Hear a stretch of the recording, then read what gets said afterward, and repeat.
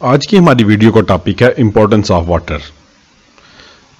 Importance of water में सबसे पहले हम वाटर की कुछ प्रॉपर्टीज के बारे में जानेंगे।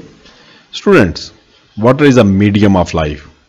वाटर के बगैर कोई लाइफ एग्जिस्ट नहीं कर सकती। जितने भी लिविंग ऑर्गेनिजम्स हैं उनके अंदर वाटर की कंसंट्रेशन किसी न किसी फॉर्म में ज़रूर होगी। अब इसके अंदर उनकी परसेंटेज वेरी कर सकती है। फॉर एग्जाम्पल, कुछ ऑर्गेनिजम्स के अंदर 65 है और कुछ ऑर्गेनिज्म के अंदर 70% है। तो ऑन एवरेज अगर हम ये कहें कि 65 to 89% of water is present in different organism, तो ये बिल्कुल ठीक होगा। इसी तरीके से ह्यूमन बॉडी की अगर एग्जांपल ले लें तो हमारी बॉडी सेल्स के अंदर भी वाटर की जो परसेंटेज है उसमें काफ़ी ज़्यादा वेरिएशंस हैं। इस हवाले से एक जनरल सा फार्मूला है कि वो ऑर्गन जो ज़्यादा एक्टिव है उसके पास वाटर की कंसंट्रेशन या परसेंटेज ज़्यादा है। फॉर एग्जांपल, हमारे बोन सेल के अंदर 20% ऑफ वाटर पाया जाता है, जबकि हमारे ब्रेन सेल्स के अंदर 85% ऑफ वाटर इज प्रेजेंट, क्योंकि ब्रेन ज़्यादा एक्टिव है एज कंपेयर टू बोन। तो इसी तरीके से जितने भी रिएक्शंस हैं हमारी बॉडी के अंदर, जो मेटाबॉलिक प्रोसेसेस हैं या एंजाइमेटिक रिएक्शंस हैं, दे नीड वाटर। जैसे हाइड्रोलिसिस ऑफ माइक्रो मॉलिक्यूल्स है, यानी लार्जर मॉलिक्यूल्स का सिंपलर में कन्वर्ट होना, it is occur in the presence of water. Hydrolysis का मतलब होता है the breakdown in the presence of water. इसके साथ साथ अगर हम फोटोसिंथेसिस का प्रोसेस देखें तो उसके अंदर भी जो रॉ मटेरियल है, जो बेसिक मटेरियल है, वो वाटर होता है। फोटोसिंथेसिस के प्रोसेस में सोलर एनर्जी केमिकल एनर्जी में जो कन्वर्ट होती है, उस रिएक्शन को स्टार्ट करने में भी सबसे पहले वाटर का रोल होता है।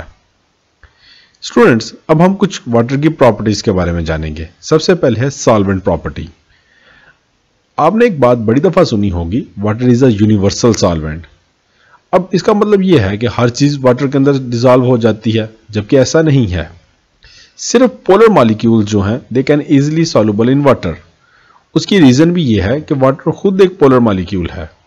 तो यहां पे एक फार्मूला याद रख लें कि जितने भी पोलर मॉलिक्यूल्स हैं वो पोलर सॉल्वेंट्स के अंदर डिसॉल्व होंगे। इसी तरीके से जो नॉन पोलर हैं वो नॉन पोलर के अंदर डिसॉल्व होंगे। जैसे कि नॉन पोलर फैट्स हैं, ऑयल्स हैं, they can not dissolve in water. वो वाटर के ऊपर एक लेयर बना लेते हैं, जबकि उसके अंदर डिसॉल्व नहीं होते। यही वजूहात हैं कि हमारी जो सेल की मेम्ब्रेन है, they are made up of phospholipids, यानी कि फैट्स, जो कि पानी के अंदर सॉल्युबल नहीं होते। जो आयनिक सब्सटेंसेस हैं, जब उनको पानी के अंदर डाला जाता है तो वो डिसोसिएट हो जाते हैं पॉजिटिव और नेगेटिव आयन में, जबकि नॉन आयनिक सब्सटेंसेस जो हैं उनके चार्ज ग्रुप्स बन जाते हैं जब वो और वाटर के अंदर डिस्पर्स हो जाते हैं।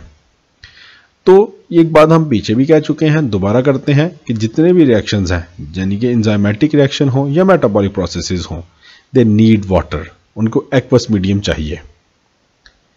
सेकेंड प्रॉपर्टी है हीट कैपेसिटी।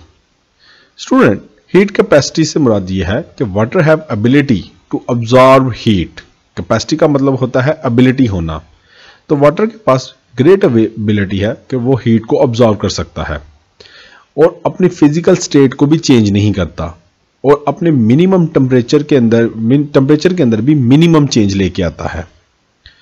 इसको हम ऐसे भी डिफाइन कर सकते हैं कि specific heat capacity is a heat या नंबर ऑफ कैलोरीज जो कि 1 ग्राम वाटर का टेम्परेचर 15 to 16 सेंटीग्रेड पे ले जाए। यहां पे आपने नोट किया कि कैलोरीज ने सिर्फ 1 ग्राम वाटर का टेम्परेचर 1 सेंटीग्रेड इंक्रीज किया है, तो it is called as specific heat capacity. तो अगर हम टेम्परेचर 15 to 16 सेंटीग्रेड तक लेके गए हैं और इसका जो वेट था या वजन जो था वाटर का वो 1 ग्राम था, तो इसकी हीट कैपेसिटी होगी 1। अगर फॉर एग्जांपल इसका टेम्परेचर 15 to 17 चला जाता तो इसकी स्पेसिफिक हीट कैपेसिटी होनी थी 2।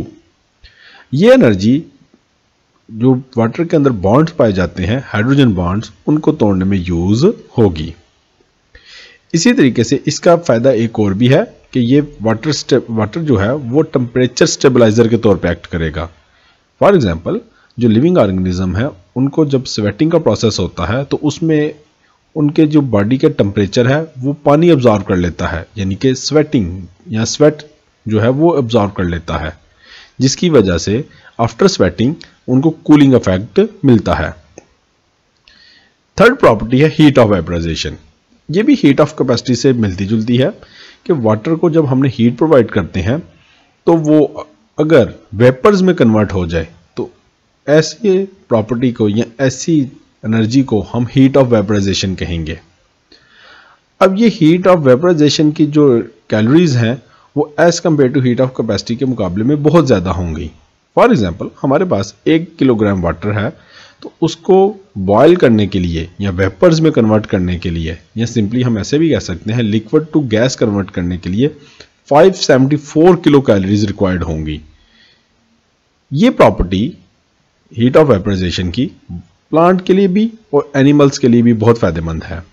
प्लांट जब वेपोरेशन का प्रोसेस करते हैं तो उसमें भी यही होता है कि उनके वेपर्स हीट को ऑब्जॉर्व करते हैं और फ्लाई कर जाते हैं, एयर में चले जाते हैं, जिसकी वजह से प्लांट का जो टेम्परेचर है वो नॉर्मलाइज हो जाता है। ह्यूमन बॉडी के अंदर भी यही ऐसा ही होता है कि वाटर जो है वो अगर ऑब्जॉर्व हो जाता है, ऑब्जॉर्व कर लेता है हीट को और वेपर्स में कन्वर्ट हो जाता है तो बॉडी को कूलिंग इफेक्ट मिलेगा। इसके साथ साथ एक और चीज़ भी आप नोट कर लें कि जैसे जैसे वेपोरेशन का प्रोसेस होता है तो वाटर की क्वांटिटी भी कम होती चली जाती है। फॉर एग्जांपल हमारे पास 1 लीटर पानी था यानी 1000 ml वाटर था जो कि बॉयल किया था 100 सेल्सियस पे, लेकिन बॉइलिंग के बाद अगर उसमें 2 ml वाटर कम हो जाए यानी 998 ml रह जाए तो अब उसका जो बॉइलिंग टेम्परेचर है वो 1 सेल्सियस कम हो जाएगा। इसके बाद इसकी थर्ड प्रॉपर्टी है ionization of water. Students, water जो है वो आयंस की फॉर्म में भी प्रेजेंट होता है, हाइड्रोजन आयन और OH ion. Hydrogen positive ions होते हैं जबकि हाइड्रोक्सिल आयन जो है वो OH आयंस वो नेगेटिव होते हैं। अब हमें ये लगता है कि ये आयन जब हम हीट करते हैं तो तब बनते हैं, जबकि ऐसा नहीं है। At a liquid state and at a room temperature यानी 25 सेंटीग्रेड वाटर के अंदर हाइड्रोजन आयन और OH आयन जो है वो प्रेजेंट होते हैं। उनकी तादाद कितनी है? वो है 10⁻⁻7 मोल पर लीटर, यानी 1 लीटर के अंदर 10⁻⁻7 मोल्स हाइड्रोजन और OH आयन जो है वो प्रेजेंट होंगे और यही आयंस रिएक्शन में रोल प्ले करेंगे। इसके बाद है लास्ट प्रॉपर्टी प्रोटेक्शन की। वाटर एक बेहतरीन लुब्रिकेंट है, ये फ्रिक्शन को कम करता है।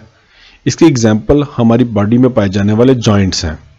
हमारे जॉइंट्स जब मूव करते हैं, फॉर एग्जांपल हमारा एल्बो जॉइंट है वो मूव करता है तो उसके अंदर साइनोवियल फ्लूइड पाया जाता है। वो ये फ्लूइड यानी कि वाटर बेस है जो कि फ्रिक्शन को कम करेगा और हमारे जॉइंट्स की या बोन्स की मूवमेंट को फ्रीली कर देगा ताकि कोई फ्रिक्शन ना प्रोड्यूस हो और कोई पेन भी ना हो। इसके साथ साथ जब हमारी आइज़ के अंदर कोई चीज़ चली जाती है, कोई डस्ट पार्टिकल या सैंड पार्टिकल चला जाता है तो हम उसको फ़ौरन रब करना शुरू कर देते हैं। लेकिन आपने एक चीज़ नोट की हो कि जब हमारी आइज़ के अंदर कोई चीज़ चली जाए तो फ़ौरन आइज़ में से पानी निकलना स्टार्ट हो जाता है, यानी टीयर्स। उनका मकसद ये होता है कि जो सैंड पार्टिकल्स हमारी आइज़ में चला गया है वो कोई एब्रेसिव डैमेज ना करे बल्कि टीयर्स के साथ हमारी आइज़ से फ्लश आउट हो जाए। इसके साथ साथ हमारे डिफरेंट ऑर्गन्स जो हैं उनके ऊपर वाटर की एक लेयर पाई जाती है जो कि उसको प्रोटेक्शन प्रोवाइड करती है अगेंस्ट डिफरेंट ट्रॉमास यानी शॉक से प्रोटेक्ट करने में हेल्प करती है। स्टूडेंट्स, यहाँ पे ये हमारा टॉपिक मुकम्मल हुआ। हमारे चैनल अल्फा साइंस एकेडमी को सब्सक्राइब करें और इसके बारे में कोई क्वेश्चन हो तो कमेंट सेक्शन में ज़रूर पूछें।